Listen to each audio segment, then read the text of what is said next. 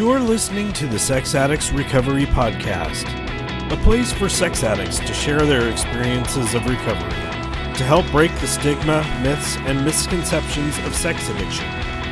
This podcast may contain topics of sexuality, sexual trauma, dysfunction, or other things that may be triggering, so listener discretion is advised.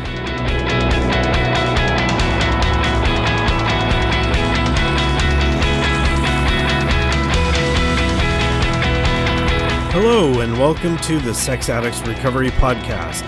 My name is Jason, I'm a sex addict, and I will be your podcast host for today. Thank you for joining me on this introductory episode of the Sex Addicts Recovery Podcast. I thought I'd provide a little bit of background information on what this podcast is all about, who I am, where it comes from, etc. So I am a member of the 12-step group Sex Addicts Anonymous here in the San Francisco Bay Area. And I've been doing service work with our local Intergroup, which is, pretty much a business meeting for the 60-plus meetings here in the Bay Area. We had our annual brainstorming session of different ideas and projects that we would like to see the Intergroup carry out. And I came up with the idea of doing a podcast where we would be doing interviews and sharing stories, things that we talk about during meetings and the conversations that we have after the meetings. And I thought it would be an excellent way to get that information out to the public and to provide a tool of recovery for those of us in the fellowship. The original launch date for the podcast was supposed to be in March of 2020 to kind of coincide with our annual Bay Area retreat. But with COVID-19 hitting pretty hard, and especially here in the Bay Area, we were on lockdown pretty quickly, and the priorities shifted for Intergroup. We spent a bulk of the time the first couple of months there setting up Zoom meetings for all of our meetings and reestablishing communication. And so the podcast took a back seat. And now that we're freshly into the new year of 2021, I thought it would be an opportunity to relaunch the podcast. So for today's episode, I thought I would share a passage in the book Sex Addicts Anonymous, which we call the Green Book. This is from step 12 on page 59 and 60. Carrying the message to our fellow addict is as important in maintaining our own recovery as it is in helping others find theirs. Our message is simple and profound, that recovery from sex addiction is possible through working the 12 steps of SAA, and that following this program results in a spiritual awakening. Each of us carries this message by means of the wisdom gained through working the program ourselves, rather than through ideas or theories borrowed from someone else's experience. We are not experts, only sex addicts sharing honestly with one another. Our authority comes from our experience. We share what we know, how we got here, and how the SAA program has worked for us. When we carry the message directly to other sex addicts, we connect with them in a way that non-addicts cannot. We speak from experience. We have found that telling our stories is one of the most effective ways of carrying the message. We tell of our sex addiction, the pain, sorrow, suffering, and despair it brought, how we tried to stop or control it, and how our efforts failed, the way our lives became unmanageable, the loss and suffering our addiction brought upon ourselves and others, and how we finally found recovery. By telling our stories, we demonstrate that we truly understand where others have been, and by sharing our recovery, we offer hope and show that there is way out of our common addiction. In the weeks to come, we'll be sharing conversational interviews about experience, strength, and hope, Also having roundtable topic discussions, what I've termed the meeting after the meeting.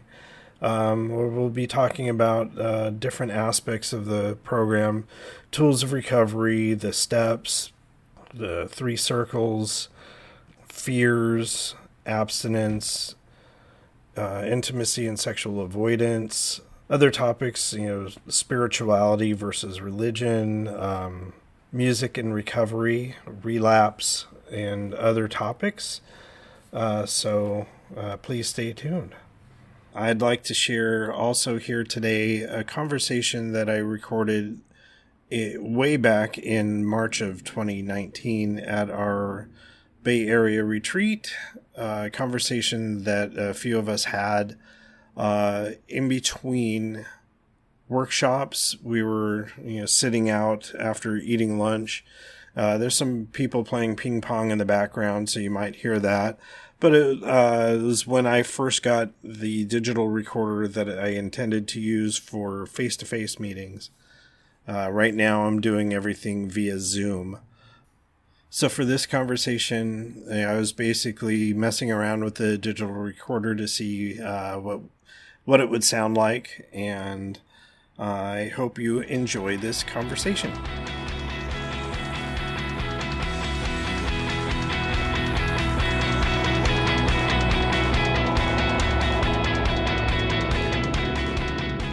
Here you have something together in your life to get your stuff together to go on a trip.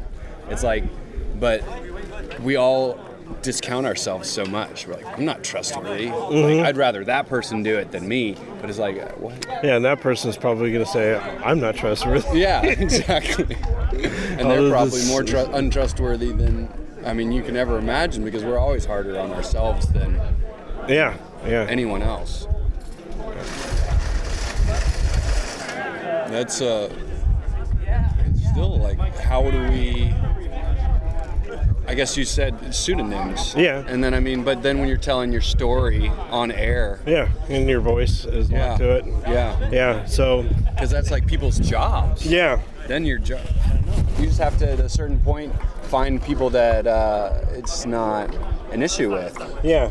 And so when I was on my friend's podcast, I had known her for 20 years. I had known her husband since he was 7, and her husband is my best friend's sponsor, and I've known him since he was born. Wow. And so we were talking, growing up stuff and very familiar stuff, and we talking about my sister and my mom, who she knows. So it was a very open conversation that is no doubt who's speaking. Yeah. And I was very comfortable with that. But you have to think about it. We're one of the only addictions that's still the major taboo. Yeah. That's the reason. Yeah. And the new one, you could be gambler, alcohol, heroin, narcotics. Yeah. And everybody's like, "Oh, I'm glad you're getting help." Yeah. You just say, "Oh." Ooh. Yeah. And the judgment is passed. Yeah. Like, I don't want you to come over to my house anymore. Yeah. Everything else. Yeah, and on that podcast, Well, there's that, or that's not a real thing. Yeah.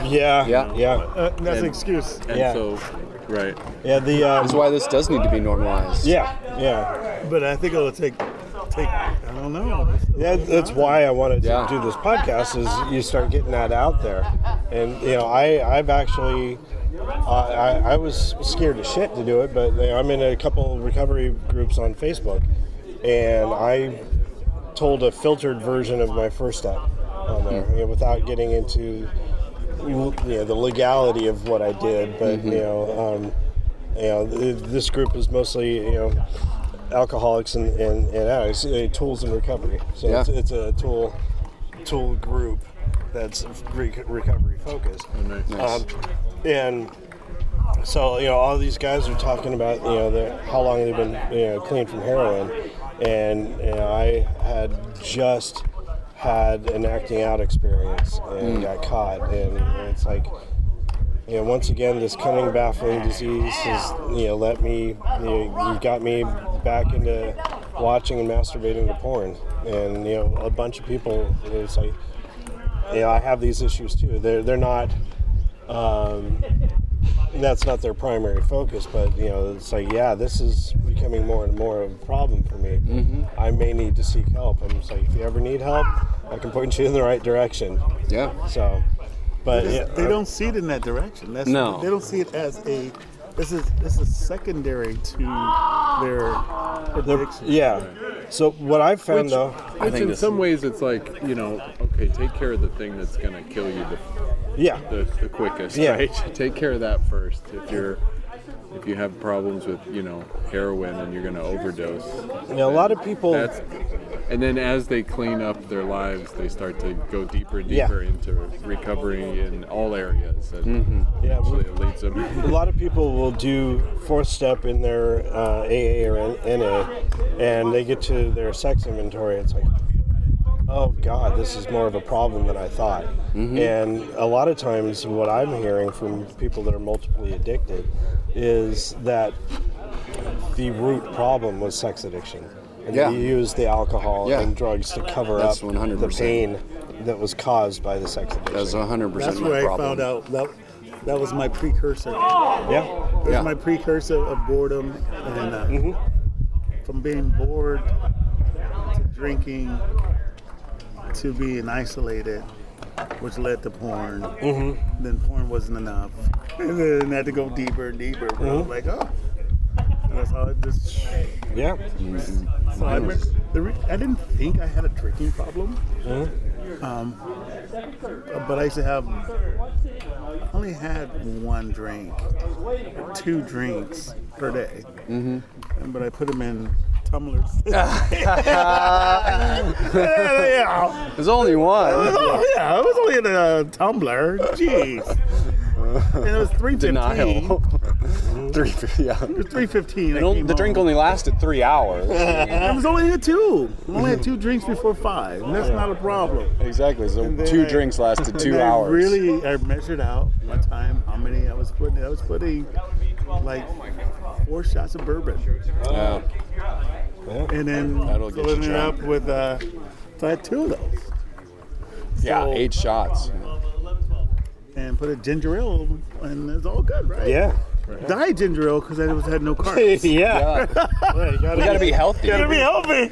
No carbs with that shit, right? Yeah. And when I did disclose to my wife, I wanted to prove to her that I'm taking this serious. I was like, I can stop drinking right now. And I stopped cold turkey on July 5th, 2017. Nice. And I was in the program for like a month, but I said, you know what, I can do this. I said, I want to prove to you that I can do this part. That makes me be able to do this part. Yeah. And so it was, I had a whole lot of shit to lose, so I'm like, what the fuck? I mean, if I slip on the alcohol part, she thinks I'm going to slip on the other parts. So that was okay, I got to stop this. And I did. I haven't had to touch alcohol. I talked to my therapist. It's like, if you could stop alcohol like that, that wasn't your main problem. That wasn't it. Yeah. Because if you're a true alcoholic, you can't stop that fast. Yeah. And control it all the time. I'm like, you're right. Yeah. But it's a trip. Yeah, a lot of addictions, it's the kind of whack-a-mole. You stop one and another one. Yeah, for me, the sex addiction is down. The ice cream is up. Yes. Yeah, absolutely. Sugar. Because it's all coping with something. All of the addictions the problem is that everybody needs to recognize is that's a symptom of the disease. We all have something bigger and greater, and that's really why I really appreciate SAA is because it really focuses. It's not something that you can just cut out of your life. It's like something that's a part of your life. So they really focus more on your higher power and your connection with yourself and your feelings, as opposed to, I think this, for AA, I have so many friends in that program, and it's just like,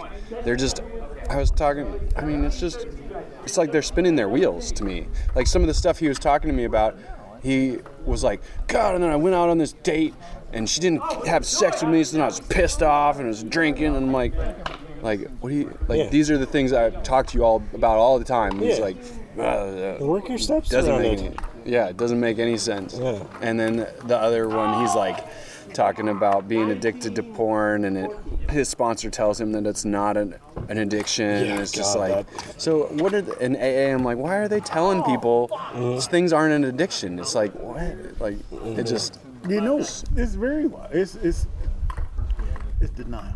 Yeah. Denial, and you can compartmentalize so much stuff. I had so much shit in a back drawer, and then I justified most of it. And then it's easy to point fingers at everybody else but yourself. And then, you know what? I know a lot of people who had trauma in the beginning of their lives and stuff, and it was really hard for me to find out my major trauma was abandonment. Because everybody was a latchkey kid back in my age, in my day. Yeah. Yep. So I was in first grade. I had a key around my neck. I came home. I opened the door, and I was in a house by myself for 4 hours. I told somebody that the other day. I said that term, latchkey kid, and they said, "What is that?" Yeah. I was like, well, "How do you not know what that is?" Yeah. And so, I was. and I was like, that is abandonment and cruelty for a 6-year-old, 7-year-old to be in a house by himself that long. Cook dinner. I can cook. Yeah. I know how to make dinner. I know how to do that stuff, but I was also bored. And I also looked at every freaking Sears magazine bra section ever. We didn't have any Playboy books. I had the Sears catalog. That's all I needed. Right? That's great. Sufficient. Yeah, or the scrambled channels. Oh, no. Just go like this, baby. You can see it clear. Yeah. And I was like, wow. But no one would talk about that. Yeah. Because then it's like, I was a good parent. I did everything right. I had to. We had to do the. Yeah. So did you get any education for about sexuality? Sure I did. Did you get a book? No. I got my dad signed the permission slip for me to go to biology class. How about from your parents, though? No. My dad signed the permission slip. Yeah, that was exactly. it. Yeah. To get me to go to the science class. Yeah, that was it. Yeah, my parents got me a book, and they said, "Here." Oh, really? My mom got me a book too. It was called the Bible. She was, and then I she got sent the me to art book abstinence for me. classes. She sent me to abstinence weekends, like Southern Baptist conventions, where we like talked about it, and then we had accountability groups. Pledges? Oh yeah, that's what I was about. We had accountability groups for not masturbating, and like so. Tennessee. Yeah, so we're like, 15-year-old boys sitting around trying to be accountability partners to each other about just bold-faced lying to each other's faces, pretty much. Like, yeah, I didn't masturbate this month. And it's like, that's teaching us really how to deal with our sexuality. Just lie about it. It's cool. Right. Yeah. So I'm raising my son, and I got him a book, and I read it cover to cover with him over about a month. With him. That's with, good. with him, and we stopped and we talked about things, and it was not what I got when I was growing up. So I'm Sending you off. trying to break down the shame around it and be open to talking. And at least he's at an age where I don't want to talk about that with you. And he's still inquisitive. So, And my son's What time's that next meeting at? I think 5 minutes ago. Oops. Yeah. Well, I hope you enjoyed that conversation. I miss the days of being face-to-face and being able to go to the annual retreat. And like I mentioned before, in the weeks to come, I'll be sharing some more of the old recordings that I made, as well as sharing some of the new stuff I record on Zoom. So until then, thanks again for listening, and I will talk to you soon. The views and opinions contained in the Sex Addicts Recovery Podcast are those of the participants and do not necessarily reflect those of the Bay Area SAA Intergroup or those of the International Service Organization.